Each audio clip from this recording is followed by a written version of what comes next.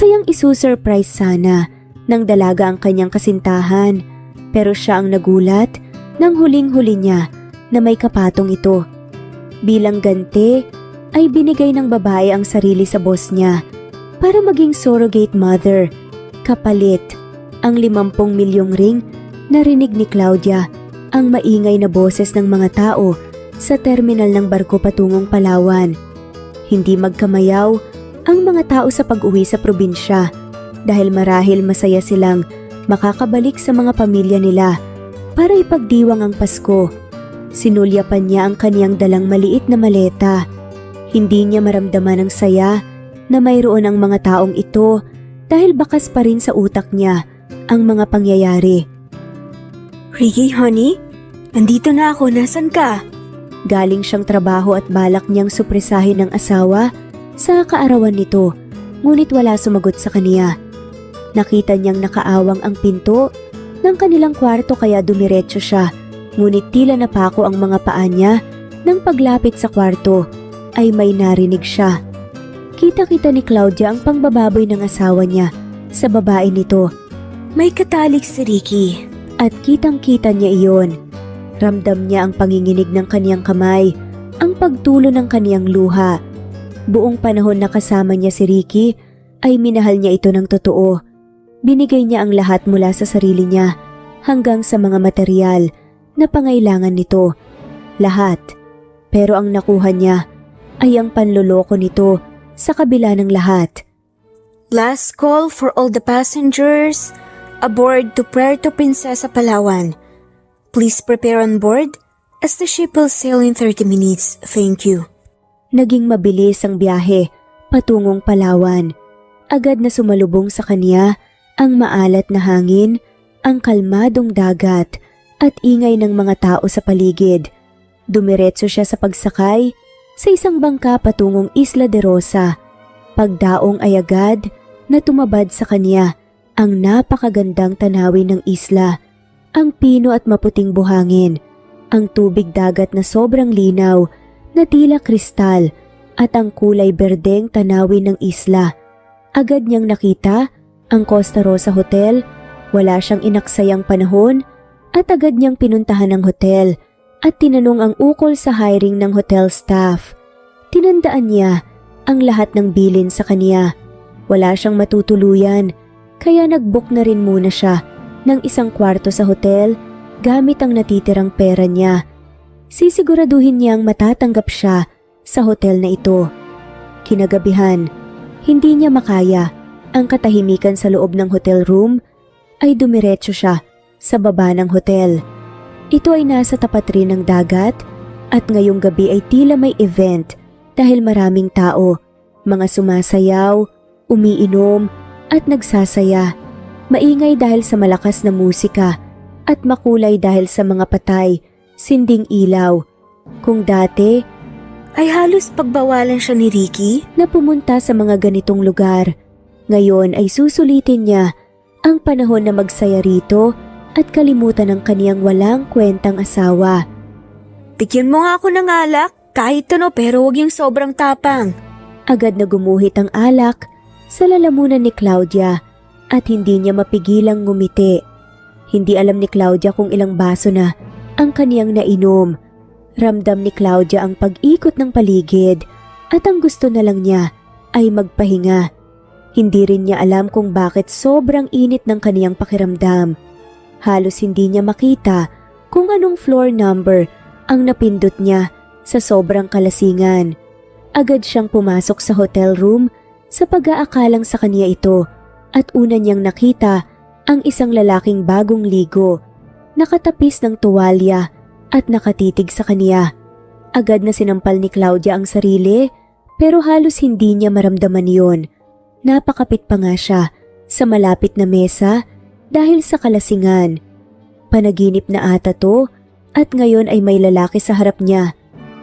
Maling kwarto atang napasok mo, miss.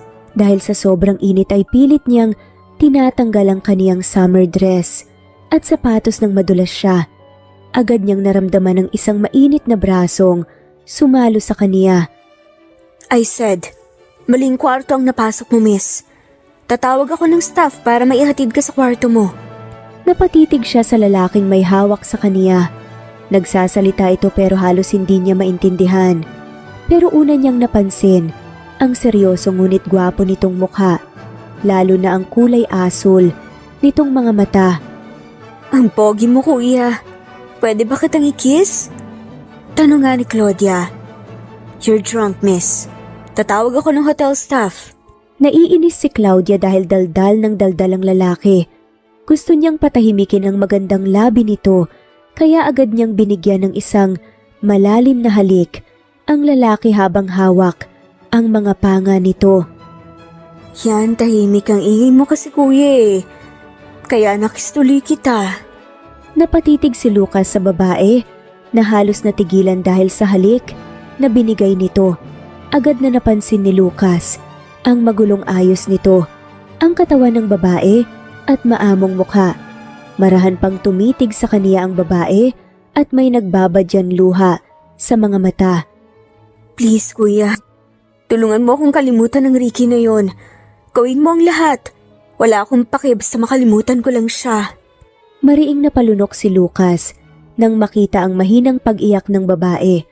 Nakakapit ito ngayon sa kaniyang braso at muling lumapit sa kaniya para sa isang halik. Agad na naramdaman ni Lucas ang mainit at malambot na labi ng babae. This night has been stressful for him at ngayon pa na may isang hindi kilalang babae ang humahalik sa kaniya. Hindi mapigilang tumugon ni Lucas sa halik ng babae. Nahapit niyang mahigpit ang baywang nito at naramdaman agad niya ang mayamang dibdib ng babae. Sigurado ka ba sa sinasabi mo? Tumitig sa kanyang babae. Tila lalong nalasing nga sa halikan nilang dalawa. Oo, gawin mo ang lahat. Huwag kang tumigil. Agad niyang binuhat ang babae at dinala sa kaniyang kama. Narinig pa niya ang mahinang pag-ungol ng babae nang muli niya itong halikan mula sa labi hanggang sa leeg. Napakapit pa ito sa kaniyang buhok.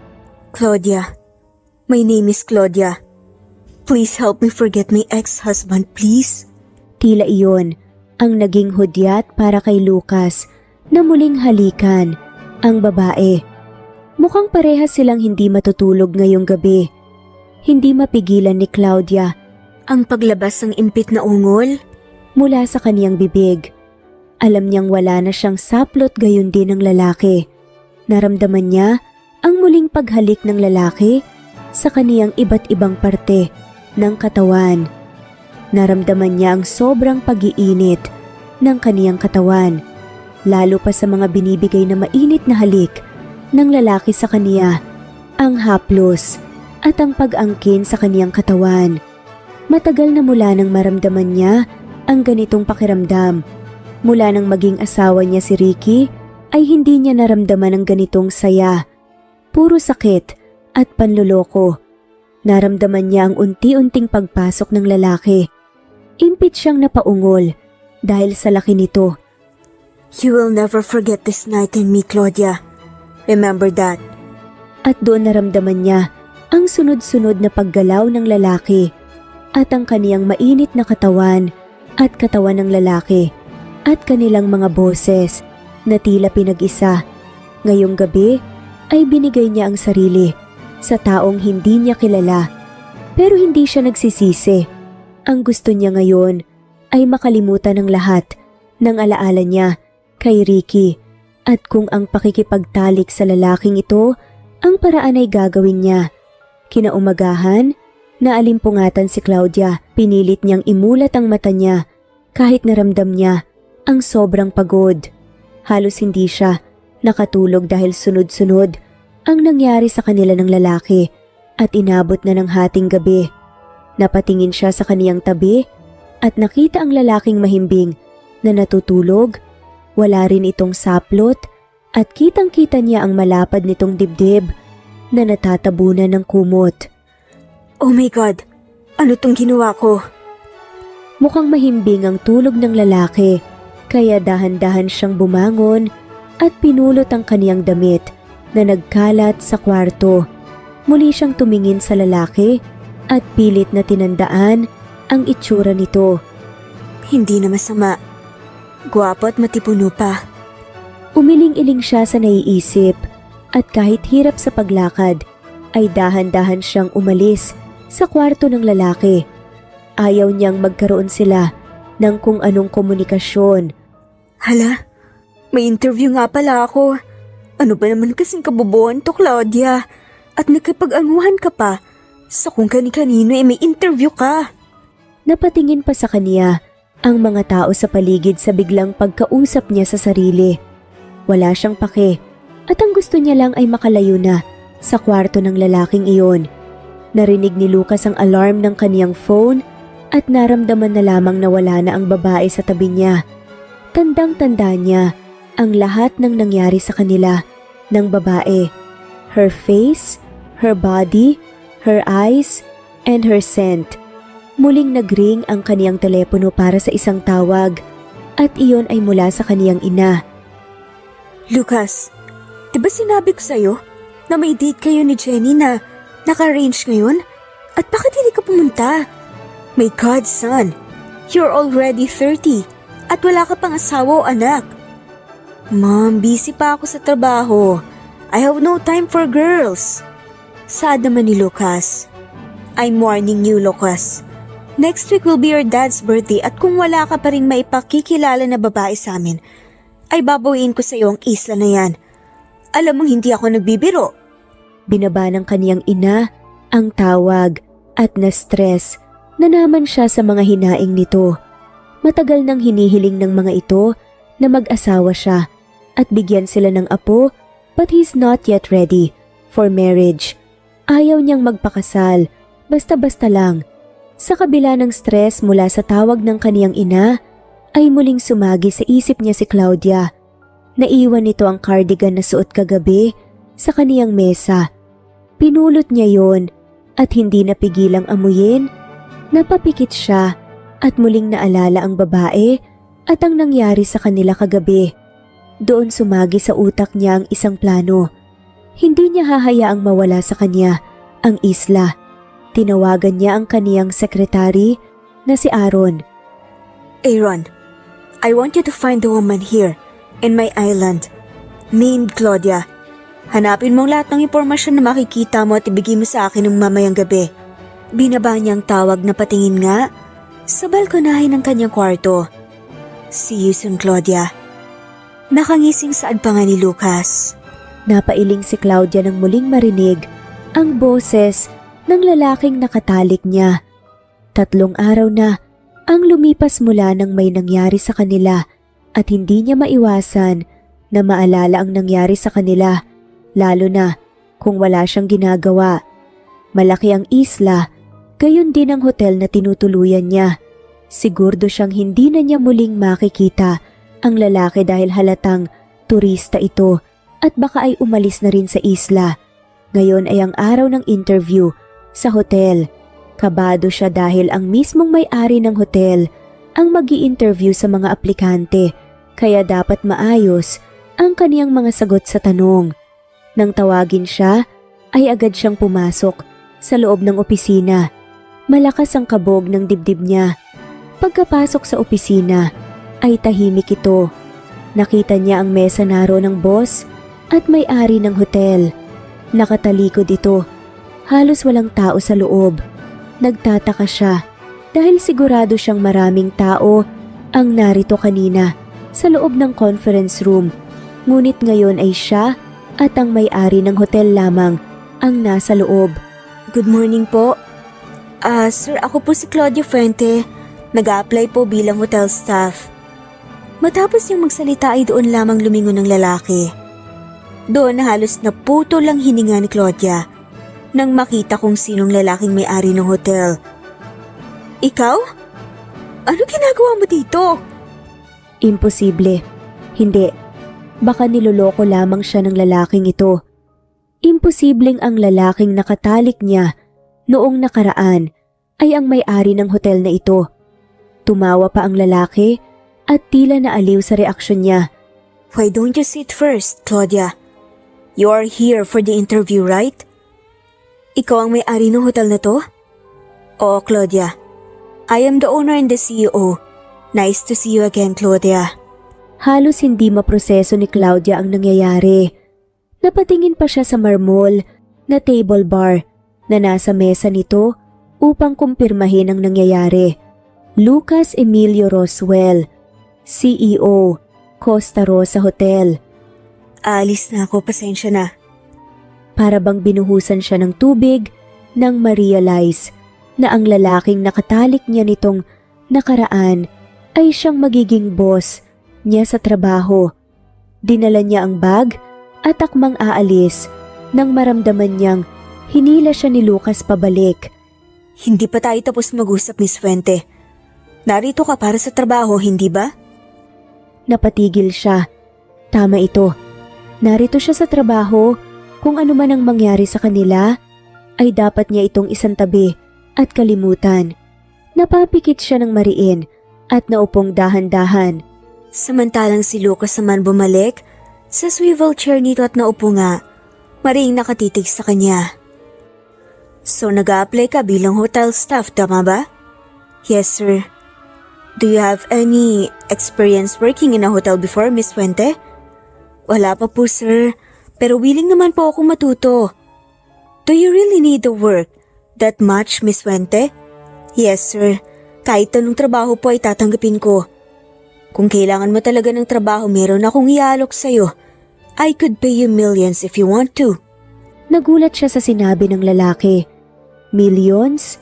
Anong klaseng trabaho iyon na handang magbayad ng ganoong kalaking halaga? Tinawag nito ang sekretaryang lalaki at pinapasok. May iniabot ang sekretarya na isang folder. Binigyan nito ang boss at siya.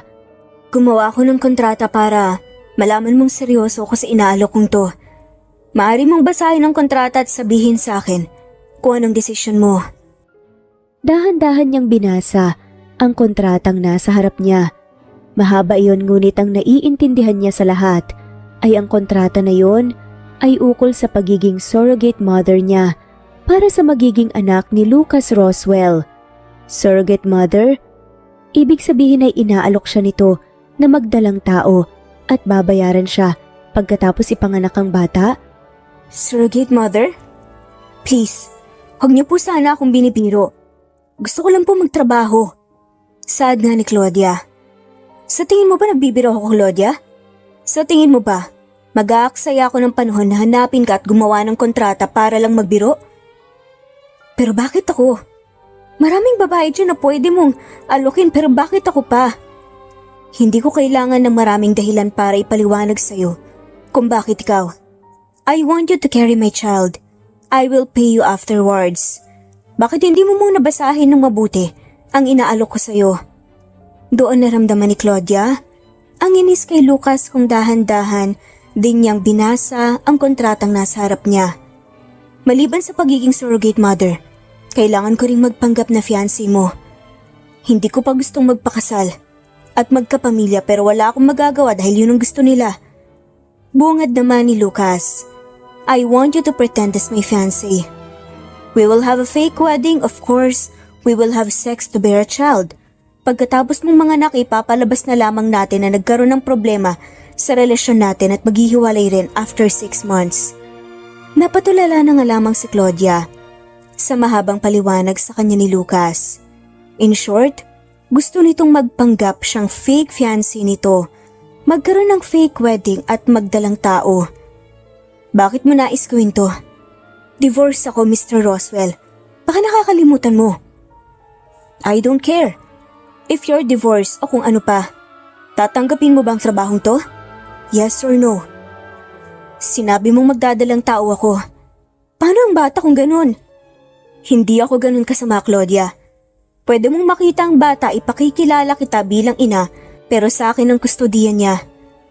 Handa kang magbayad ng kahit na anong halaga? Oo, seryoso ako sa parte na yan. Ikaw mismong maglagay ng halaga. Isa pa, matapos mong pumirma sa kontratang to, ay obligado ka nang tumira sa bahay ko para mapaniwala natin ang mga magulang ko na totoong relasyon natin. Dumaan ang katahimikan sa pagitan nilang dalawa. Para bang ang isip ni Claudia ay hindi mawari kung nasaan. Trabaho ito para kay Lucas. Inaalok siya sa malaking halaga na siyang hindi niya basta mahahanap sa ibang trabaho. Kailangan niyang magkaroon ng pera para buhayin ang sarili niya. Lalo pa may mga kapatid pa siya sa Maynila na nag-aaral. Matanda na ang mga magulang niya at hindi na kayang suportahan ang pag-aaral ng mga kapatid niya. Napapikit siya. Tila ay wala siyang ibang desisyon kundi tanggapin ang alok nito. Sa ganung paraan ay sigurado siya matutulungan niya ang mga kapatid niyang makapagtapos at maipapagamot ang ama at ina niyang may sakit. Nasaan ang ballpen mo? Nakita niya kung paanong sumilay ang ngiti sa mga labi ni Lucas sa sinabi niya. Inabot nito ang isang mamahaling sign pen. Malakas ang kabog ng kaniyang puso habang pinipirmahan ang kontrata. Hindi niya alam kung anong maaring mangyari, pero para sa kaniyang pamilya at sarili, handa siyang gawin ang lahat. I am looking forward working with you, Miss Fuente. Inalok nito ang palad para makipagkamay. Dahan-dahan tinanggap niya yon. Naramdaman ni Claudia ang mainit na kamay ni Lucas. Yes, sir. Tawagin mo ako sa pangalan ko, Claudia. Lucas. Mula ngayon, tawagin mo na ako sa pangalan ko. Or maybe we can call each other baby, honey, mahal? Naramdaman ni Claudia ang pamumulanga ng kanyang pisngi sa sinasabi ni Lucas. Hindi na kailangan ng mga ganyan. Okay, if you say so. Uwi ka ba ng hotel room mo ngayon? Kunin mo na ang mga gamit mo doon at sa akin na uuwi ngayong gabi. By next week, ipakikilala kita sa mga magulang ko. Teka, parang ang bilis naman. Saad nga ni Claudia. Lumapit sa kanya si Lucas at agad maramdaman ni Claudia ang kaba na may panga niya. Ang panlalaking pabango nito sa paglapit nito. Well, hindi dapat tayo nagsasayang ng oras. Lihim siyang napairap nga sa sinabi ni Lucas. Aalis na ako kung ganun. Ito ang numero ko at tawagan mo ako kung may nais ka pang naipagawa. Akmang aalis siya nang muli siyang hinila ni Lucas. Dahil sa paghila nito ay napakapit siya sa mga braso nito upang hindi matumba. Nanlaki ang mata niya nang maramdamang dumapi ang labi ni Lucas sa kaniyang labi. Hinalikan siya nito at hindi lamang halik kundi malalim na halik. Tinulak niya ito sa sobrang gulat at naiinis na napatingin nang makitang nakangisi ang lalaki. Ano ba? Bakit bigla-bigla ka nalang nanghihila? Saad nga ni Claudia. Kasi nakalimutan mong halikan ako? We are now engaged, Claudia. Dapat ay masanay ka na sa ganito. Huwag kang magalit na parang wala pang nangyayari sa ating dalawa. Hindi na nga niya may tago ang inis at hinampas na nga niya sa dibdib si Lucas. Napatawa pa nga ito sa ginawa niyang paghampas. Aalis na ako. Take care, darling. Tatawagin at susunduin ka sa kwarto mo. Sabay tayong uuwi pagkatapos ng trabaho ko. Inis na inis nga siya nang marinig nga ang boses ni Lucas na tila nangaasar pa. Dali-dali siyang umalis sa opisina nito na malakas nga ang kabog ng dibdib. Nakakainis. Kung hindi ko lang kailangan ng malaking halaga, hindi ko tatanggapin ang alok ng lalaking yun. At anong darling ang sinasabi niya? Sa huli ay tinanggap pa rin niya ang alok nito. Sinong mag-aakala na ang akala niyang estranghero na nakatalik lang niya at hindi na muling makikita ay ngayon ay boss niya na sa trabahong hindi niya inaasahang gagawin niya? Nang gabi ring iyon ay sinundo nga siya ni Lucas sa kwarto niya sa hotel. Kita niya ang formal na suot nitong white polo na nakatupo hanggang braso, itim na slack at itim na sapatos, ang mamahaling relo at ang panlalaking pabango nito. Yan na ba ang lahat ng gamit mo? Tanong nga ni Lucas. Oo, hindi naman marami to ah. Well, pwede ka namang mag-shopping kung may mga kailangan ka pa. Sasabihan ko si Matet. Matet is my helper in my penthouse. May mga kasama ito na nakaitim na mga lalaki. Marahil ay bodyguard nga nito yun. At nagdala ng mga gamit niya. Habang naglalakad hinawakan nga ni Lucas ang kamay niya. Masanay ka na hinahawakan kita, Claudia. Higit pa rito ang mga mangyayari sa atin. Napayuko na lamang si Claudia habang naglalakad. Hindi niya alam kung bakit malakas ang kabog ng dibdib niya. Sakay ng Rolls Royce ni Lucas ay nagbiyahe sila mula sa hotel patungo sa kabilang parte ng isla kung saan nakatayo ang malaking villa. Moderno ang disenyo nito, malaki at tanaw ang malawak na taniman ng rosas. Mabilis na pumasok ang sasakyan sa loob. Nang maiparada nito ang sasakyan ay lumabas siya. Hindi niya mapigilang lumapit sa barandilya ng villa. Sa kabilang parte ay tanaw ang napakagandang dagat at sa kabila naman ang tinaman. Hindi niya napigilang mamangha. First time niyang titira sa isang villa. Lalo pa siyang natuwa nang makita ang taniman ng mga rosas. Mukhang hindi naman siya maboboring dahil maganda ang tanawin. Lumapit sa kanya si Lucas. Do you like roses? Napansin kong kanina ka pa nakangiti habang tinitignan ng taniman. Napangiti nga si Claudia. Ah, oo. Mahilig ako sa mga rosas. Ito bang taniman? Matagal na sa isla? Napatingin nga rin si Lucas sa taniman. Noong una, bili sa isla. Wala pang mga rosas na yan. Mahilig ang mama ko sa rosas kagaya mo kaya naisipan ni Dad na maglagay ng farm para sa mga rosas. Maganda na rin dahil yan ang tumulong sa isla upang makilala ito. Ang taniman na yan ang pinakapaborito kong parte ng isla. Napakaganda. Napatingin si Lucas kay Claudia at nakita nga kung paano kuminang ang mga mata niya. Napakaganda. Humarap si Claudia kay Lucas at napaiwas nga ng tingin ng lalaki. Siya nga pala, saan ako matutulog ngayon? Well, we have to make a baby, kaya kailangan nating magtabi sa pagtulog. Pero sa ngayon, maaari ka munang matulog sa kabilang kwarto.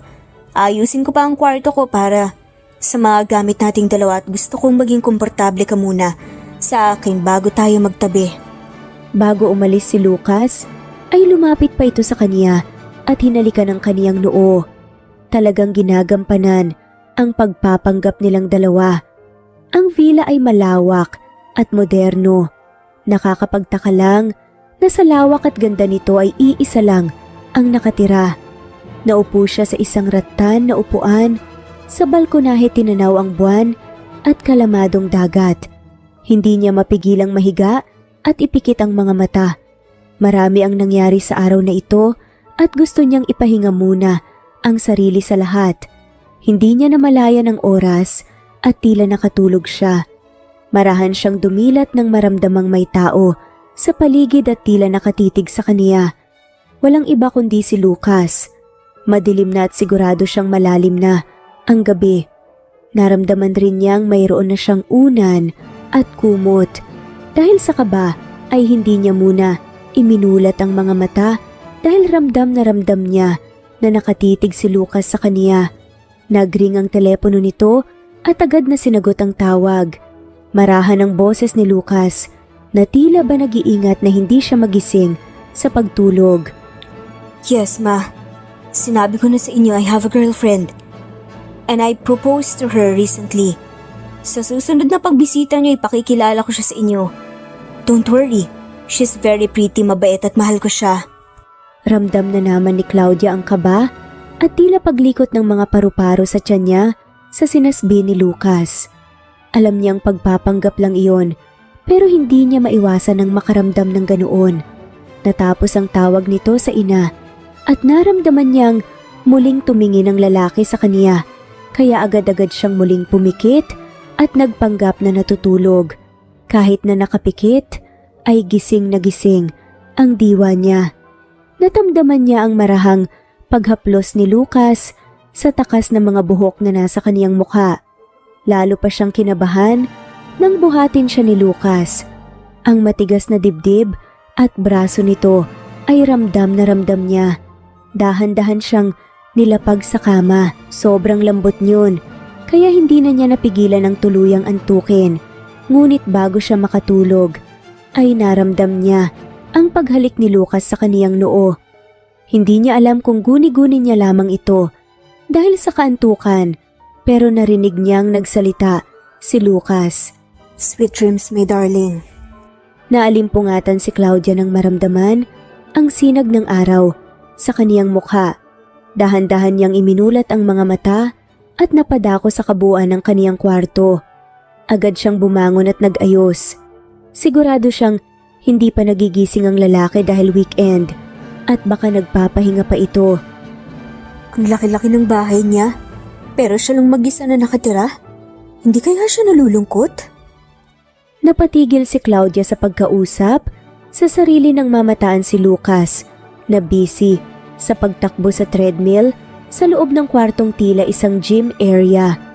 Napatakip siya ng bibig dahil walang suot na pang-itaas na damit si Lucas habang tumatakbo. Tanging ang sweatshorts lang nito. Kitang-kita niya ang malapad na likod na Lucas, ang mga muscles nito at tila inukit dahil sa ganda. Ibang-iba ang katawan nito sa kaniyang ex-husband na si Ricky. Nagulat siya nang bigla itong humarap. Handa ng almusal. Sad nga ni Claudia. Umatras siya at naghanda na nga pag-alis nang magsalita si Lucas. Hintayin mo ako. Sabay tayong kumain. Nauna na nga siyang umalis. Ramdam na ang pag-iinit nga ng kanyang pisngi. Pwede ba, Claudia? Kumising ka sa kaibangan mo. Pagpapanggap lang lahat ng to, tandaan mo. Agad siyang umupo at napainom nga ng malamig na tubig. Hindi rin nagtagal ay dumating nga si Lucas. Suot ang bagong puting t-shirt at gray na sweatpants. Ayos ka lang? May sakit ka ba? Namumula ka, Claudia. Ayos lang ako. Kumain ka na ba? Akma maglalagay na nga siya ng pagkain nang maunahan siya ni Lucas. Nilagyan ito ng kanin at ulam ang plato niya. Do you want this? Oo, kahit ano na lang. By the way, gusto ni Mama na imbitahan tayo sa birthday ni Dad. Pakikilala kita sa kanila. Hindi ba masyadong maaga? Baka magtaka sila na may bigla kang ipapakilala. Hindi nila mahahalata yun. Matagal ko na rin sinabi sa kanila na may girlfriend ako. But then, hindi nila kilala kung sino. Ikaw ang ipapakilala ko. Tila ba normal nga kay Lucas ang pag-aasikaso sa kinakain niya. Kapag napapansin nito na kaunti na nga lamang ang laman ng plato niya, ay dinagdagan nga. I have nothing to do today dahil inuwi ko ang trabaho ko dito sa bahay. May gusto ko bang gawin ngayong araw? Bibili sana ako ng ilang mga damit dahil kaunti lang ang damit na dala ko. May pera naman akong natitira pa. Ako nang bahalang bumili. Napansin nga ni Claudia ang pagtingin at pagmamasid ni Lucas sa kanya. Hindi niya mapigilang ma-conscious sa mga tingin nito. Wala naman, you just look beautiful, Claudia. Sad nga ni Lucas. Hindi mo na kailangan mambola pa, Lucas. Nagsasabi ako ng totoo, Claudia. By the way, ayos lang ba kung dadaan muna tayo sa hotel? May kukunin lang sana akong ilang papel. Walang problema. Hindi rin nagtagal ay nakarating sila sa hotel. Ramdam ni Claudia ang mga matang nakamasid sa kanila. Marahil nagtataka kung sino ang babaeng hawak-hawak ni Lucas sa kamay. Nagpaalam siya na sa lobby na lamang maghihintay at pinayagan naman siya ni Lucas. Hinalikan pa nito ang kaniyang noo kaya mas lalong dumami ang nakatingin sa kaniya. I'm sorry, Claudia. Alam kong gutom ka na. Pinaghintay pa kita. Tanghali na nga pala, saan mo gustong kumain? Kahit saan na lang. Marahang hinawakan ni Lucas ang mga kamay niya at hinila siya sa sasakyan. Ako nang bahala. I'm sure magugustuhan mo ang kakainin natin. Napansin ni Claudia na papanhik ang biyahe ng sasakyan. Doon rin ay napansin niya na papalapit sila sa farm ng mga rosas. Tumigil ang sasakyan sa tapat ng isang overlooking restaurant na tanaw ang malawak na farm ng mga rosas. Dahil tanghaling tapat ay maliwanag ang view at buhay na buhay ang kulay ng mga rosas. Pumili si Lucas sa pwesto kung saan malapit sa isang glass window. Hindi mapigilan ni Claudia ang mamangha sa ganda ng tanawin. Talagang gustong-gusto mo ang tanawin, ha? Kung magkakaroon ako ng oras ay dadalhin kita mismo sa farm. Alam kong magugustuhan mo yon. Hindi naman kailangan, Lucas. Baka makasagabal lang ako. Ngumiti lamang si Lucas sa kanya at nagtawag na ng waiter para sa pagkain. Hindi rin nagtagal ay dumating na ang kanilang pagkain. Pinakikiramdaman ni Claudia ang paligid. Halos hindi niya malunok ng maayos ang pagkain kahit na sobrang masasarap iyon. Napatigil lamang siya sa pagsubo nang magsalita si Lucas matapos ang mahabang minuto ng katahimikan. Gusto kong makilala ni Mom and Dad. My dad will be celebrating his 60th birthday sa susunod na araw at gusto nilang ipakilala kita. Wala akong formal na damit, Lucas eh. At paano natin sila mapapaniwala na may relasyon nga tayo? Hindi nga natin kilala ang isa't isa bukod sa pangalan, di ba? Napatigil siya nang ilapag ni Lucas ang isang maliit na box sa mesa. Binuksan niyon ni Lucas at sumilay mula roon ang kumikinang na couple ring. Ang isa ay panlalaki at ang isa ay pangbabae. Simple man ang disenyo pero hindi maitago ang malaking diamante sa gitna ng singsing. Hinawakan ni Lucas ang kaniyang kamay at walang sabi-sabing sinuot ang singsing. Pagkatapos ay sinuot rin nito ang kaniya. Pamana pa to ng lolo at lola ko. I hope this setup is okay. Ipakikilala kita bilang fiancé ko. At hindi pwedeng wala tayong suot na singsing. Marahang tiningnan ni Claudia ang singsing. Siguro ay kayanan niyang magpatayo ng bahay sa presyo ng singsing na yon. Halatang totoong mga diamante ang disenyo at hindi peke na gaya ng ginamit sa kasal nila ni Ricky. Walang proposal, diretsong suot ng mga singsing. Sa bagay anong aasahan niya, pagpapanggap lamang ang lahat at hindi kailangan ng emosyon o pakiramdam. Walang problema sa isusuot mo. Maaari akong magpatawag ng stylist mo. Inabot ni Lucas ang isang papel kung saan nakasulat ang personal na impormasyon nga nito gaya ng birthday, mga hilig at gusto nga nito at iba pa. Kailangan ko bang tandaan ang lahat ng to? Hindi naman pero mas maganda na familiar ka dahil hindi natin alam kung kailan sila magtatanong. At paano yung impormasyon ko? Alam mo na ba ang lahat ng tungkol sa akin? Ngumisi si Lucas sa tila hindi makapaniwala sa tanong niya. I know everything about you, Claudia. Bago ka pa pumasok sa opisina, alam ko na ang lahat ng impormasyong tungkol sa'yo. Hindi niya alam kung maniniwala siya sa mga sinasabi ni Lucas. Imposibleng malaman ng lalaking to ang lahat ng impormasyon tungkol sa kanya. At habang magkasama tayo, sigurado naman akong kalaunan ay makikilala natin ang isa't isa. Natapos ng matiwasay ang dinner nila at sa biyahe pa uwi ay hindi niya naamalayan na nakatulog siya. Samantalang si Lucas naman ay nag-iingat ni hindi gumawa ng ingay dahil kita niya ang mahimbing na pagtulog ni Claudia. Pinarada niya ang sasakyan at sandaling pinagmasdan ang natutulog niyang fiancé. Maliit at maamo ang mukha ni Claudia. Madalas na siyang makakita ng ganoong itsura lalo na sa ibang bansa. Pero hindi niya alam na bakit sa tuwing tinatanaw niya si Claudia ay bigla na lamang kumakalma ang paligid. I'm sorry at pinagod kita ngayong araw, Claudia. Inalis niya ang tikas ng buhok na nakaharang sa mukha nito at marahang hinaplos ang buhok. Natigil siya nang may tumulong luha sa mata nito kahit nakapikit. Nakita niya kung paanong tumulo ang luha sa mga mata ni Claudia. Lalo pa siyang nagulat nang magsalita ito na tila nananaginip. Bakit mo ko sinaktan? Ginawa ko naman ang lahat. Bakit? Marahan niyang hinaplos ang ulo ni Claudia upang pakalmahin ito. Hindi rin nagtagal ay tumigil ito sa pagsasalita. Pinahid niya ang luhang tumulo sa mata nito. Hindi niya alam kung bakit sumisikip ang puso niya nang makitang lumuha si Claudia. Hindi ko alam kung anong ginagawa mo sa akin, Claudia. Pero hindi ko hahayaang maging malungkot sa piling ko na kahit pagpapanggap lang to, ay hindi ako katulad ng bastardong lalaki na nakit sa'yo. Hindi niya mapigilang halikan ang noo ni Claudia na para bang ang halik na iyon ay natural at normal. Dahan-dahan siyang lumayo at umalis sa kwarto ni Claudia. Marami pa silang gagawin at pagdadaanan, pero hindi niya alam kung bakit ganun na lamang ang takbo ng puso niya. Mabilis na lumipas 3 linggo at dumating na ang araw ng kaarawan ng ama ni Lucas. Ang araw kung saan ipapakilala siya nito bilang fiancé. Hindi rin nagtagal ay nakarating na sila sa venue. Hindi lang iyon basta-bastang venue ng mga kaarawan, kundi ang grande at magara.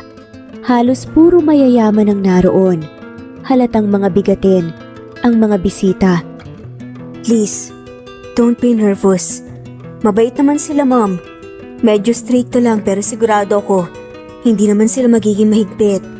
Nagsimula na rin ang programa, kantahan at sayawan hanggang sa kainan.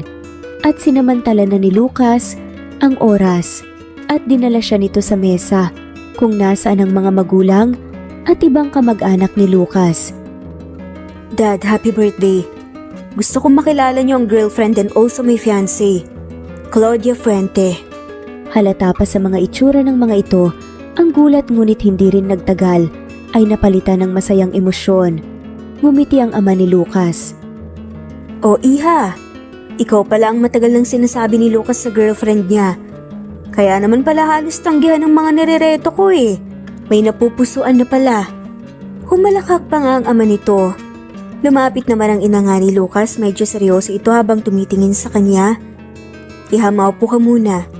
Gusto kong makilala ang girlfriend ng aking uniko iho. Anak, kasi kasuin mo muna ang ibang bisita. Samahan mo ang dad mo. Ako nang bahala kay Claudia. Ani nga ng ina ni Lucas. Bago umalis ay hinalikan pa nga siya ni Lucas sa sentido. Kita naman niya ang gulat sa mga mata ng mga nasa mesa. Ano nga ulit ang pangalan mo, Iha? Tanong nga ng ina ni Lucas. Claudia Fuente po. Saad pa nga nito. Kung ganun. Related ka sa mga Fuente na nasa Iloilo? Yung mga Fuente na may-ari ng chains of hotel sa Iloilo? Halos kuminang pa nga ang mga mata nito. Hindi niya kilala ang tinutukoy nito. Marahil ka-apelyido ko nga pero hindi niya kaano-ano. Hindi po. Ako po lumaki sa Bulacan. Nakita niya kung paanong nawala ang kislap sa mga mata nito nang malamang hindi siya galing sa isang mayamang pamilyang binabanggit. So anong trabaho mo sa ngayon? Dagdag na tanong pa nga nito.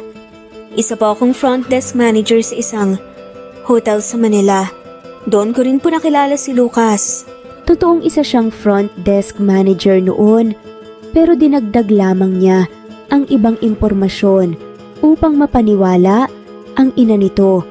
Para bang nag-iba ang timpla ng ina ni Lucas sa mga naririnig sa kanya. Tila hindi nito nagugustuhan ang mga sagot niya. Akmang magtatanong pa sana ito nang dumating na rin muli sina Lucas at ang ama nito. Iha, wag muna kayong umuwi ng isla ni Lucas. Dito na kayo magpalipas ng gabi. Hindi ba, anak? Saad ang ama nito nang makalapit nga sila. Well, kung ayos lang kay Claudia, walang problema. Are you okay with that? Muntikan pa nga siyang mapangiwi sa endearment nga na ginamit ni Lucas dahil tinawag nga niya itong sweetheart. Pero pinilit nga niyang maging formal. Oo naman, walang problema. Mabuti na rin at makakasama mo ang parents mo. Hinapit siya ni Lucas sa bewang at nagpaalam na nga mga magulang nito. Dad, Mom, please excuse us. Gusto ko lang sanang ipasyalang fiancé ko rito sa mansyon. Nagpatuloy ang party kahit na umalis sila. Dinala siya ni Lucas sa may balkonahe na wala masyadong tao. Ayos ka lang ba? Mukhang hindi ka kumain doon na, gutom ka na ba? Hindi kaya mahalata ng parents mo ang tungkol sa bagay na to, Lucas? Sigurado akong magagalit sila once na malaman nila ang plano mong ganito.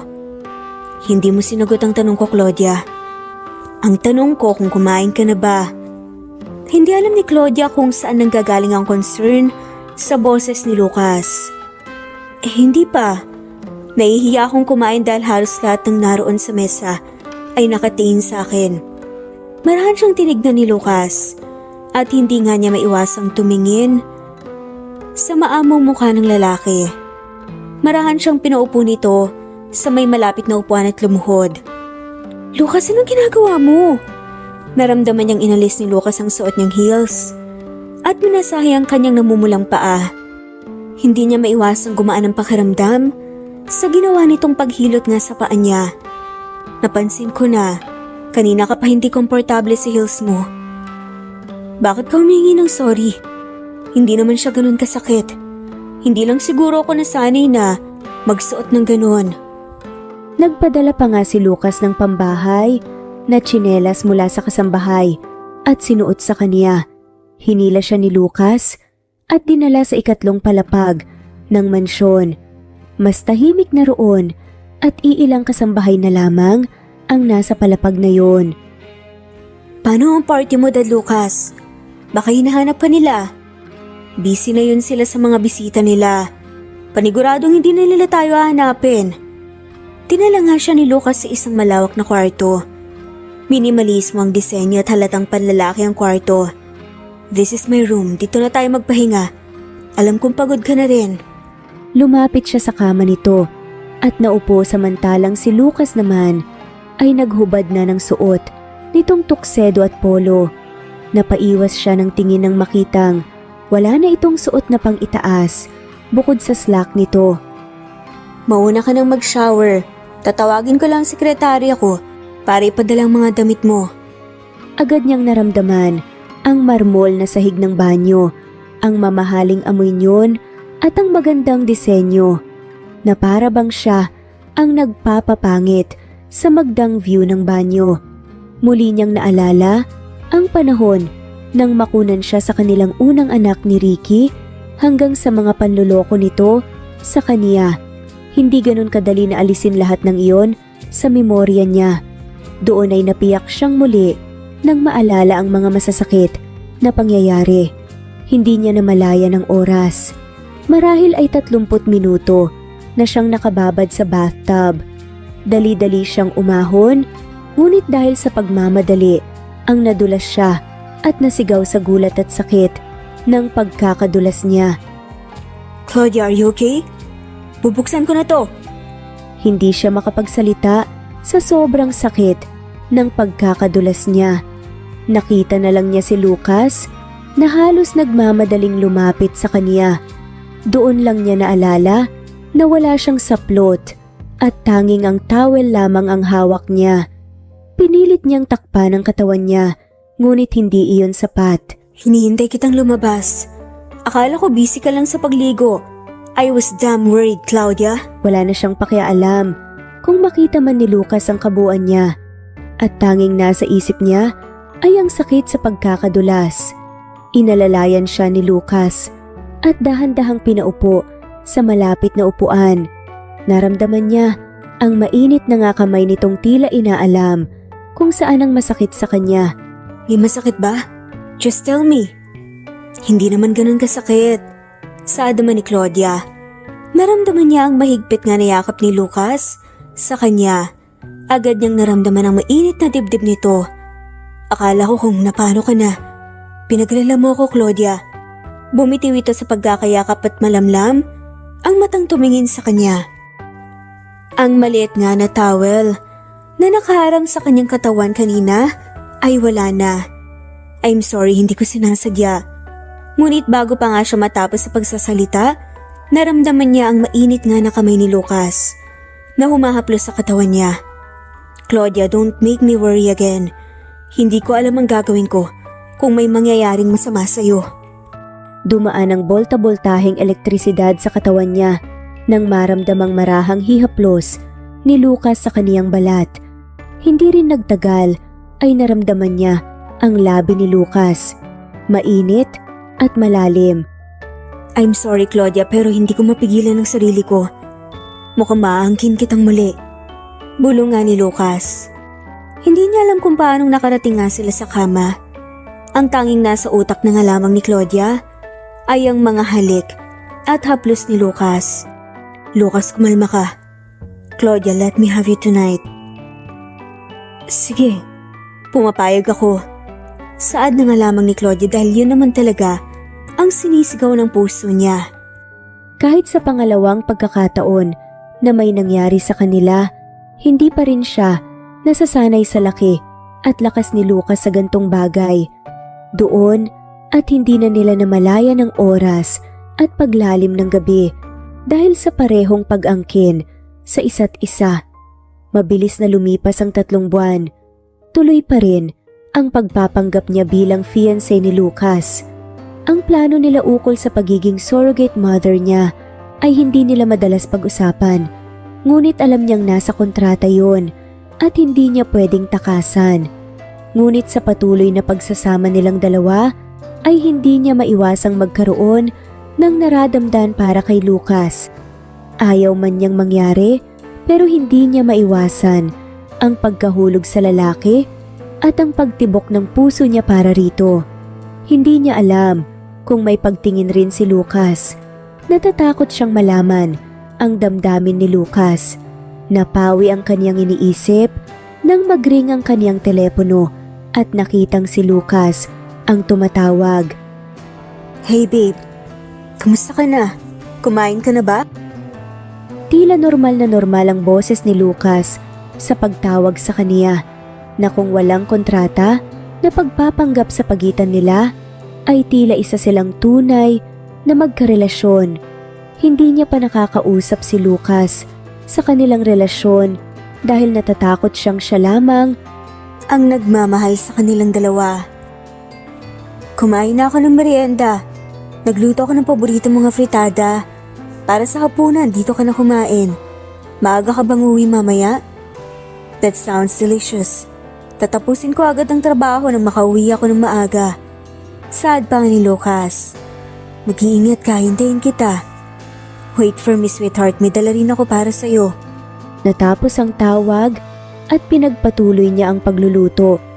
Akmang titikman niya ang nilulutong afritada nang maramdamang halos bumaliktad ang kaniyang sikmura ng maamoy ang niluluto. Agad siyang dumiretso sa lababo at nagsuka. Wala naman siyang ibang kinain mula ng umaga. Hindi niya alam kung bakit ganun na lang ang pagbaliktad ng sikmura niya nang maamoy ang niluluto.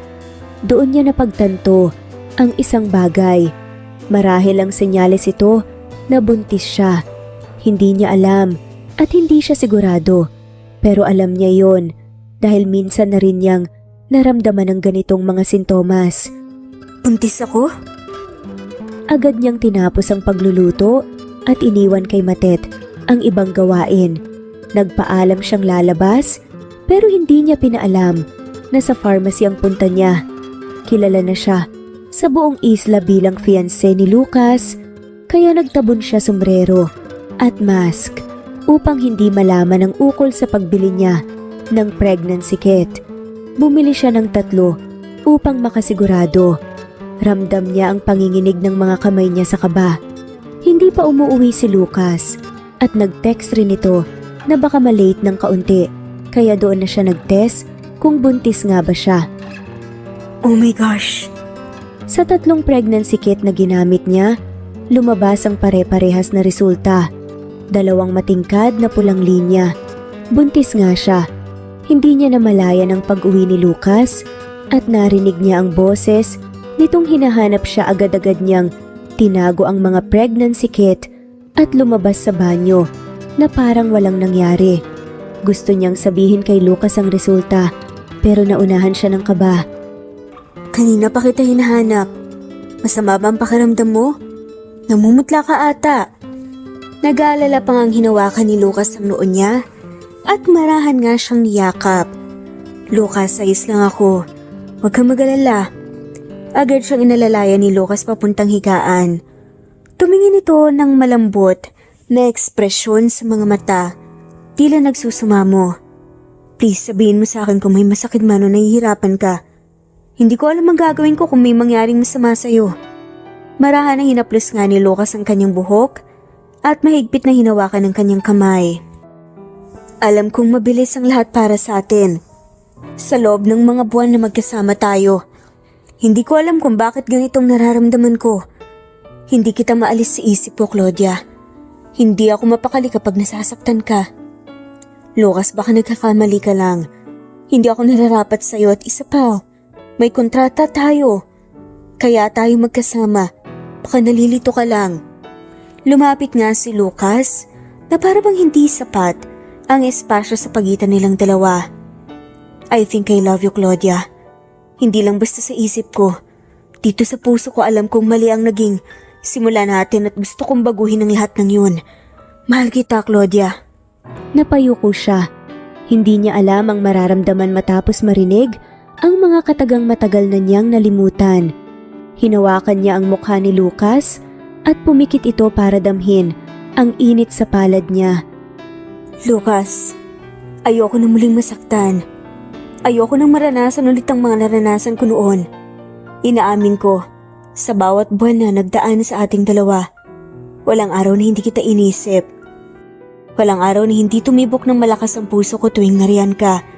Mahal rin kita, Lucas, pero natatakot ako. Natatakot ako magkamalit masaktan muli. Agad na pinunasan nga ni Lucas ang luhang tumulong mula sa mga mata niya. At hinalikan nga nito nang marahan ang kanyang noo. Hayaan mong hilumin ko ang sugat na nasa puso mo. Hayaan mong ipadama ko sa iyong pagmamahal ko. Claudia, hindi ako mangangako pero gagawin ko lang. Dahil mahal kita. Marahang hinarap nga nito ang isang box na may lamang singsing. Masing grande at maganda pa kumpara sa unang binigay nga nitong singsing sa kanya. Tanggapin mo ko at hayaan mong ipadama ko sa iyong pagmamahal ko, Claudia. Magsimula tayong muli. Na totoo ang namamagitan sa atin, mahal na mahal kita. Hindi niya alam kung bakit siya. Nasa kabila ng lahat ay muli nga niyang naramdaman ang init mula sa isang taong nagmamahal. Niyakap niya si Lucas at umiyak nga. Sa bisig nga nito. Natatakot man ako pero mahal na mahal rin kita, Lucas. Marahang sinuot nga ni Lucas ang pangalawang singsing sa daliri niya. Kumikinang ang mga singsing na yun. Hayaan mo magsimula tayong muli. Hindi na bilang isang kontrata. Mahal na mahal kita, Claudia. Muli siyang niyakap ni Lucas. Bumitiw at saka binigyan siya ng malalim at matamis na halik.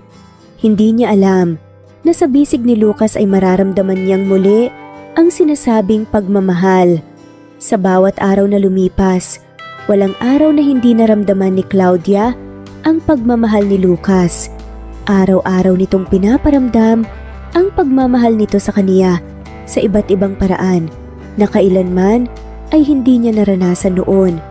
Balak niyang sorpresahin si Lucas sa kaniyang pagbubuntis. Sa mga araw na wala ito sa villa at busy sa trabaho, ay sinamantala niya ang pagkakataon na magpatingin sa doktor sa kabilang isla para sa kalagayan niya at ng bata sa sinapupunan niya. Congratulations! Kambal ang nasa iyong sinapupunan. Pero, binibiling kong kailangan mo ng total rest dahil mababang matres mo. Delikado para sa iyo at sa kambal kung ikaw ay sobrang mapapagod at may stress. Yun ang bilin sa kanya ng doktor nang minsan nga siyang magpa-check up. Malapit na ang kaarawan ni Lucas, doon niya balak na sabihin ang tungkol sa kambal na nasa tiyan niya. I'm going to miss you. Hindi na sana ako dadalo sa pagtitipon na yun pero kailangan ko. Pangako sa birthday ko uuwi ako kaagad. Magsa-celebrate tayong magkasama. Okay lang. Hihintayin kita, Lucas. At sa pagdating mo, ibibigay ko ang regalo ko. Alam kong magugustuhan mo yon. Ginawaran siya ni Lucas ng mainit na halik bago ito umalis. Magkakaroon ito ng business deal sa Europe para sa pagpapalago ng hotel. 1 linggo iyon. Mag-isa man siyang naiwan, ay masaya siya dahil alam niyang matutuwa si Lucas sa balita niya. Ngunit ang kasiyahan sa puso niya ay tila ayaw tumagal. Tila ayaw ng tadhanang makita siyang masaya. Nanginginig ang kamay niyang hinawakan ng papel na tinapon ng ina ni Lucas sa kaniyang harapan. Hindi niya mapigilang tumulo ang kaniyang luha sa mga nangyayari. Una pa lang alam kong kakaiba ang meron sa'yo. Nagtataka ako sa biglang pagpapakilala ni Lucas sa'yo. Isa kang sinungaling. Pokpok, may asawa ka pero kinakalantari mo ang anak ko? Bakit? Dahil gusto mong hututan ng anak ko? Gumawa ka pa talaga ng kontratang puro kasinungalingan. Pwes hindi ko papayagan ng planong sirain ang buhay ng anak ko. Lumayas ka. Agad niyang naramdaman ang malakas nitong sampal. Matapos ay kinaladkad siya nito at tinulak palabas ng villa. Agad niyang naramdaman ang sakit ng pagtama ng kaniyang tiyan sa semento. Mahigpit niyang hinawakan ng tiyan ang kaniyang kambal na nasa sinapupunan niya. Ramdam na ramdam niya ang matinding sakit mula sa pagkakabagsak. Galit na galit ito. Nalaman ng ina ni Lucas ang dati niyang relasyon kay Ricky. Bagamat matagal na naproseso ang kanilang paghihiwalay, lalo pang nagalit ang ina ni Lucas nang malaman ang ukol sa kontrata nila. Magpapaliwanag ako. Makinig po kayo. Ngunit hindi siya pinagbigyan ng oras na magsalita at muling kinaladkad nga palabas sa gate ng villa. Sa oras na makita ko ang pagmumukha mo sa buhay ng anak ko, ipakukulong kita.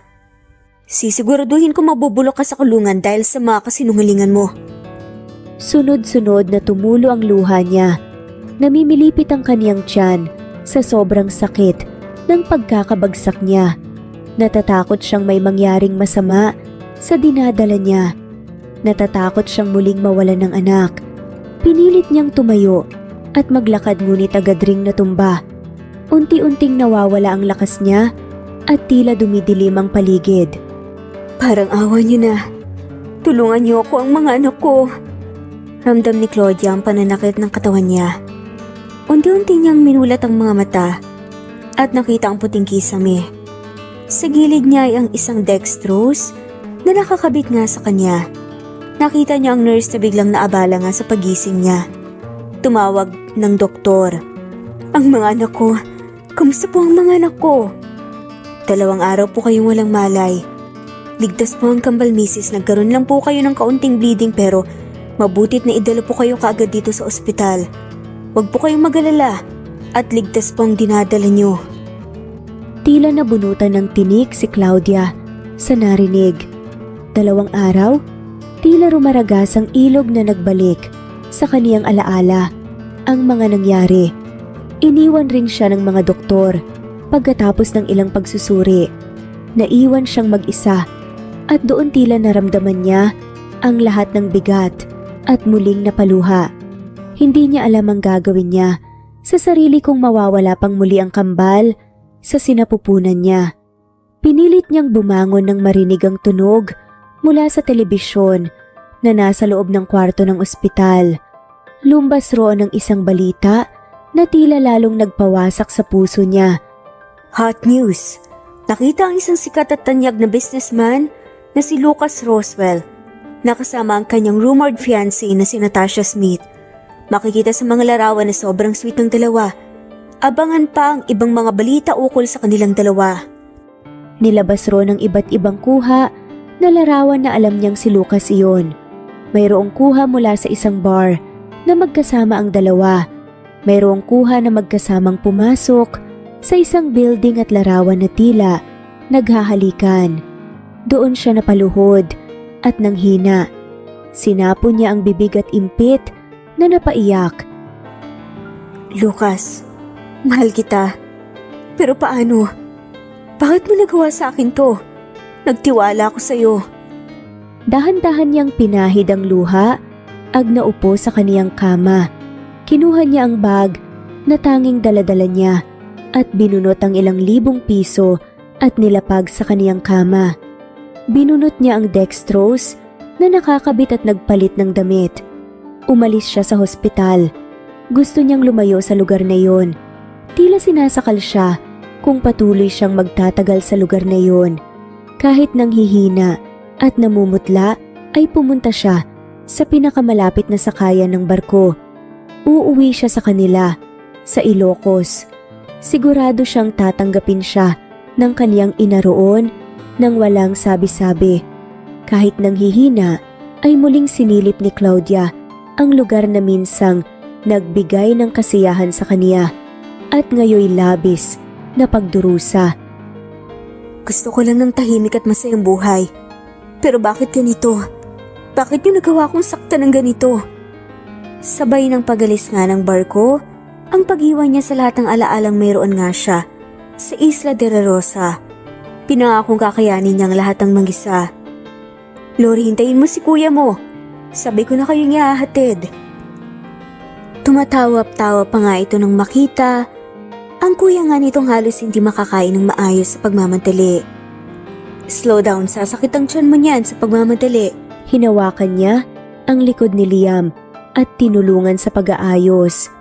Hindi na malaya ni Claudia ang mabilis na paglipas ng 5 taon. Naging mahirap ang lahat sa kaniya, sa umpisa lalo, at naging masela ng kaniyang pagbubuntis. Pero niloob ng Diyos na maipanganak niya ang kaniyang kambal na ngayon ay 5 taong gulang na. Para bang ihip ng hangin ang lahat ng nangyari at hindi niya na malayang lumipas ito. Ngayon ay payapa silang namumuhay sa Ilocos Sur kasama ang kaniyang ina at mga kapatid sa pagpapalaki sa kambal. Mommy, look at me! Pogi na ba ako? Humarap pa si Liam sa kaniya at nagpa-cute. Napatawa siya nang makita ang butil ng kanin na nasa pisngi nito. Sa tuwing nakikita niya ang tsokolating kulay na mga mata ng kambal, ay naaalala niya ang isang tao. Yes, anak. Ikaw ang pinaka-pogi. O sige na, kunin mo na ang bag mo. At late na kayo ni Lori. Hinalikan pa siya nito sa pisngi. Gayon din ang kaniyang anak na babaeng si Lori na yumakap sa kaniya. Matapos ihatid ang mga bata sa eskwelahan, ay agad siyang dumiretso sa pinagtatarabahuan niyang isang hotel sa Ilocos. Hindi man malaki ang sahod, ngunit sapat na upang matustusan niya ang pangangailangan ng kaniyang kambal. Magkakaroon ng malaking meeting para sa pagdating ng bagong boss nila. Naglaan ng oras para sa sinasabing meeting na isasagwa. Nag-iisip pa siya kung dadalo siya dahil kailangan niya pang sunduin ang kambal. Busy ang lahat sa pag-welcome sa bagong mamamahala sa hotel. Nakahilera sila sa lobby ng hotel para sa pagdating nito. Nakayuko siya bilang paggalang. Napatigil siya nang biglang natahimik ang paligid at nagkaroon ng bulong-bulungan. Iniangat niya ang paningin at doon niya napagtanto kung bakit biglang natahimik ang paligid. Nakita niya ang pares ng tsokolating kulay ng mga mata na matagal na niyang hindi nakikita. Lucas, sad nga ni Claudia. Sabi naman ni Lucas, sa tinagal-tagal dito lang pala kita mahahanap. Kita niya ang blangkong ekspresyon ni Lucas. Nang magsalita ito ng pabulong, ramdam niya ang pagpipigil nito ng emosyon. Para siyang naistatwa sa biglaang pagkikita nila ni Lucas. Umalis rin ito at dumiretso na sa opisina kasama ang mga shareholders. Hindi niya siya nagtagal at agad ring dumiretso sa trabaho. Hindi niya mapigilang ang mga tanong sa kaniyang isipan. Bakit siya nandito? Alam niya bang tungkol sa kambal? Kukunin niya ba ang mga bata sa akin? Hindi rin nagtagal lumapit niya sa kanya ang isang kasamahan. Ma'am Cloud, pinapatawag po kayo sa opisina ni Mr. Roswell. Urgent daw po. Bigla siyang nanlamig. Habang naglalakad ay para siyang nanghihina. Dumating siya sa pinakamataas na palapag kung nasaan ang mga opisina. Naroon sa pinakadulo ang opisina ni Lucas. Marahan niyang binuksan ang pinto at tumambad sa kaniya si Lucas na nakaupo sa swivel chair at diretso ang tingin sa kaniya. It's been so long, Claudia. You look so happy right now. Kung hindi tungkol sa trabaho ang pag-uusapan, naalis na ako. Matapang na saad nga ni Claudia. At mangalis na nga sana siya nang maramdaman niya ang paghigpit nga ni Lucas sa kanyang palapulsuhan. Hindi pa tayo tapos. Kailangan nating mag-usap. Wala na tayong dapat pag-usapan pa, Lucas. Bitawan mo nga ako. Saad pa nga ni Claudia. Umalis ka nang walang sabi-sabi, Claudia. You left me and never came back. Kailangan mo magpaliwanag. Napatigil sa pagsasalita si Lucas. Nang magring ang telepono niya, inalis niya ang kamay sa pagkakahawak ni Lucas at sinagot ang tawag. Nay, pauwi na po ako. Bakit kayo napatawag? Anak, ang kambal. Nawawala ang kambal. Susundin ko sana sila sa eskwela nang malaman kung nawawala pala sila. Hysterical nga na saad ng kanyang ina. Ano po? Natanong niyo na po ba sa mga guro nila kung nasan? O kaya sa guard? Uuwi na ako kaagad, Nay. Please pakihanap po ang mga bata. Uuwi Nanghina na siyang ako. bigla sa balita ng kaniyang ina. Hindi niya na naisip si Lucas at kumaripas na siya paalis sa opisina nito. Dali-dali siyang nag-out, ngunit paglabas niya ay doon sumalubong ang malakas na ulan. Hirap siyang makakita ng masasakyan. Wala kang masasakyan sa ganitong panahon. Ihatid na kita sa inyo. Saad nga ni Lucas. Naramdaman niya ang kamay ni Lucas na dinala siya sa parking lot kung nasaan ang sasakyan nito. Wala siyang nagawa kundi magpateanod. Ang tanging nasa isip lamang niya ay ang mga anak niyang nawawala.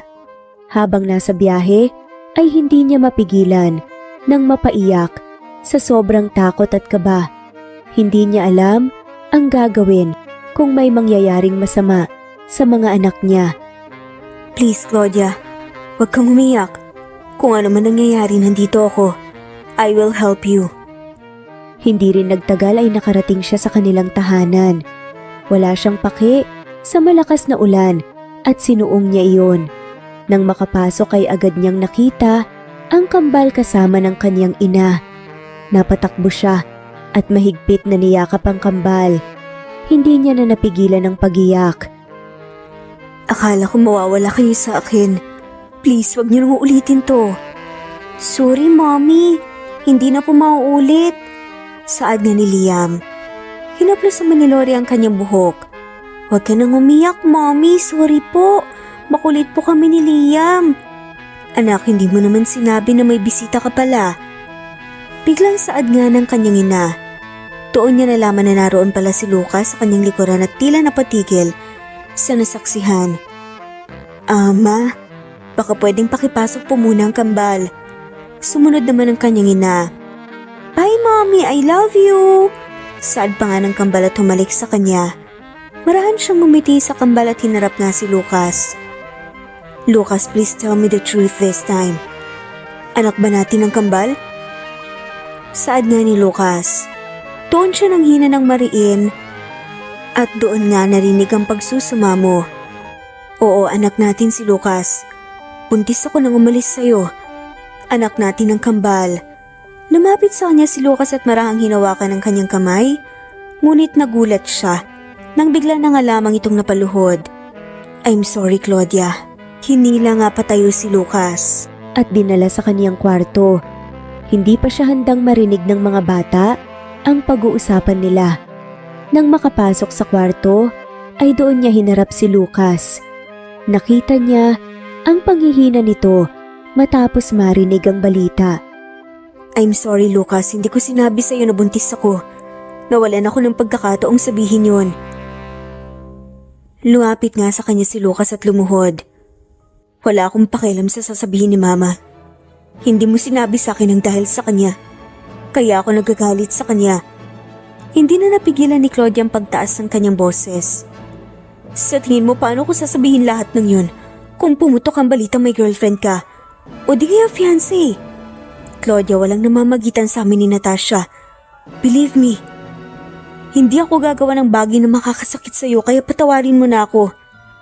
Alam ko, Lucas, hindi naman kita pagbabawalang lumapit sa mga bata pero hindi ko alam kung kaya ko muling tanggapin ka. Umiling-iling ito na tumutulo na nga rin ng luha. Lucas, natatakot ako. Natatakot ako na baka muling bumangon ng lahat ng sakit. Mahal kita pero natatakot ako.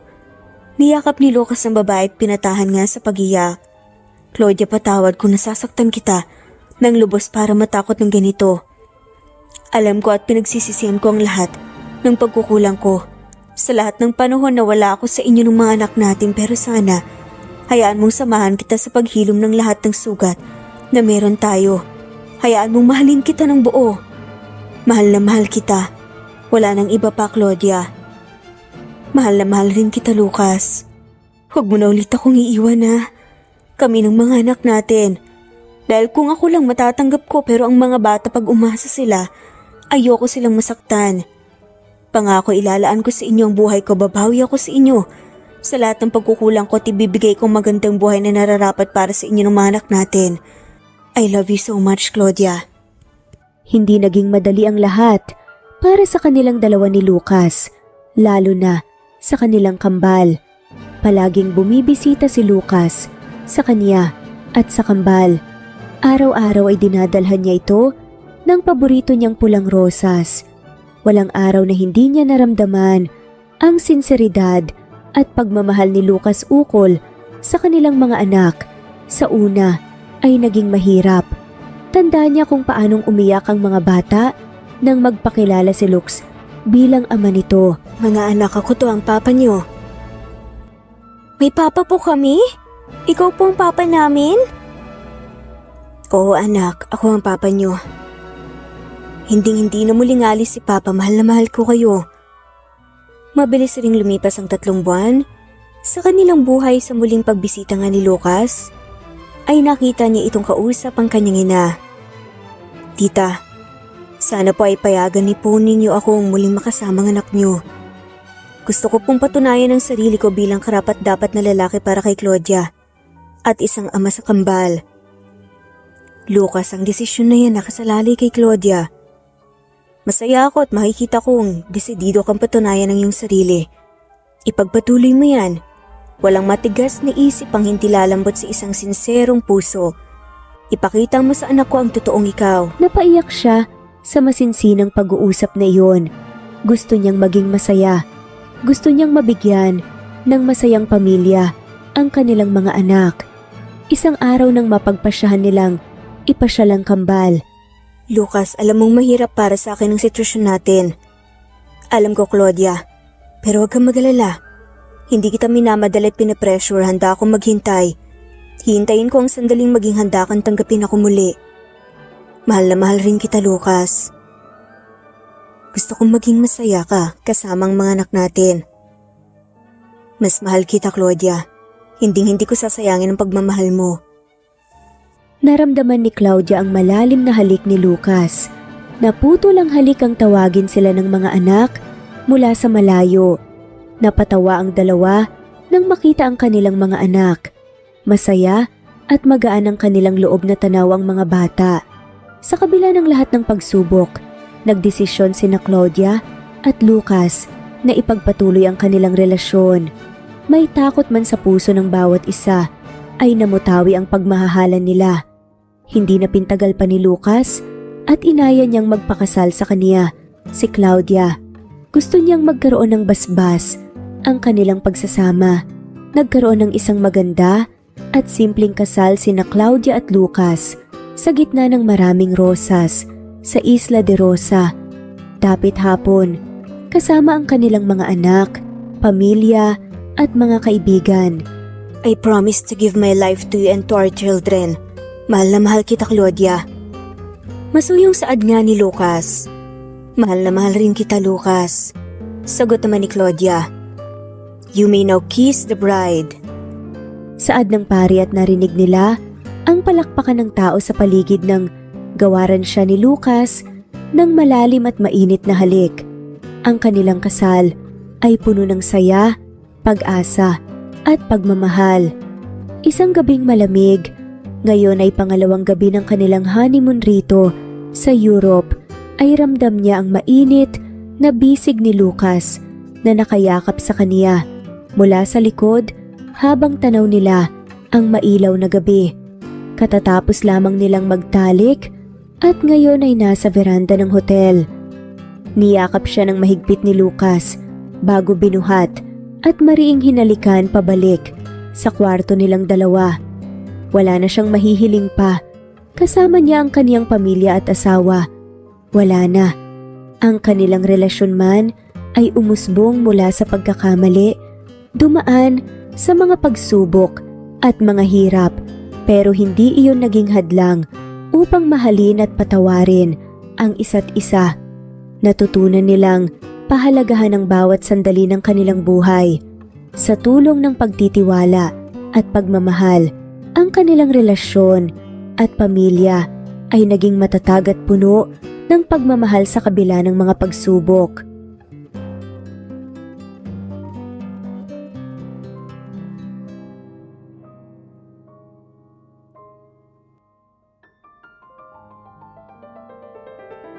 Nathan Canada, Lisa Lisa, Ellie Evangelista Anderson, Rosemary Vasquez, Charlene Cartilla, Nat Greenfax, Wilma Oliveros, Jennifer from Singapore, Ederlina Albiso, Lloyd Dagabas, Rad TV of Hong Kong, Presbyteros Rose Ostanalito, Ellie Evangelista Anderson, Jalen Barobaro,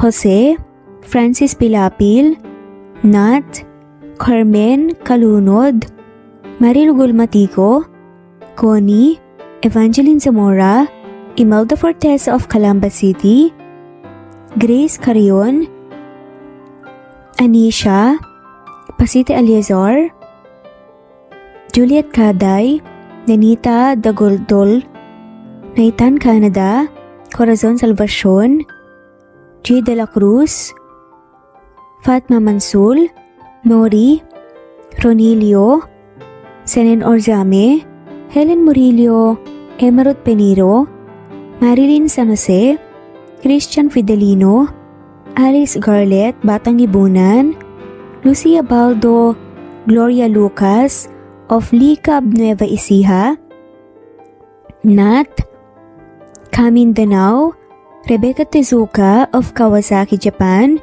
Elvie Candontol, Annie Hoson, Marie Cristal Hilario, Lloyd Danankil, Merlilyn, Fe Navares, Jelly Tampos, Chubby Doll, Charlene Naton of Bog City, Cebu, Ana Victorina, Ann Mariano, Teresita Schmid, Liliano Bebe, of Rome, Italy, Marisa de los Reyes Arroyo, Eli Bitasolo, Kidim Tess, Kinshano Ebas, Maria Elena Barosa, Nora Bell, Sevan, Nathan, Lily of Macau, Carmen Sita Falcon, Geraldine De Jesus, Annalyn Divina Gracia, Adorias, Aradhani, Vilma Lukban, Remedios Solmantil,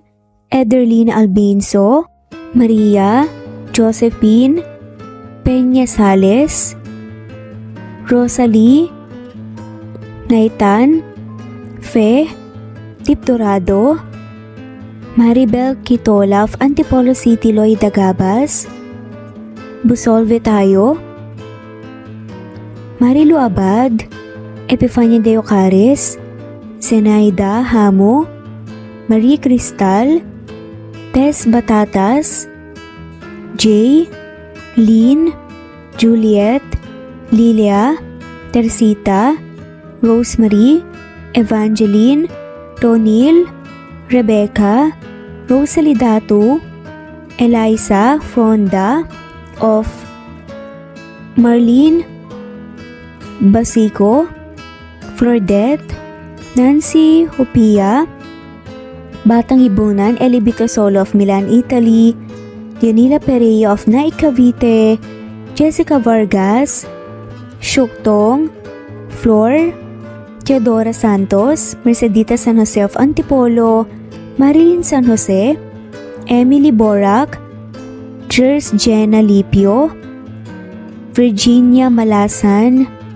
Mary Jean Coldora, Stephanie Arroyo, Imelda, Emelita Mendoza, Nori, Marilu Gulmatico, Juliet Panlilio, Annie Hoson of Japan, Tess Batatas, LV, Lori, Jessa Acevedo, Lisa Lisa, Ellie Ramirez, Edita Palalon, Goldfinger, Elizabeth Cabanilla, Maria Teresa Mislang, Happy Cat, Wilma Dergantes, Glory Rojas, Donilia, Lloyd Danankil, Anna Flor Saiko, Marilyn Sasaki of Japan, Naija Adele Panganiban, Baby Floresca Pasita Eleazar of Ontario, Canada, Marilyn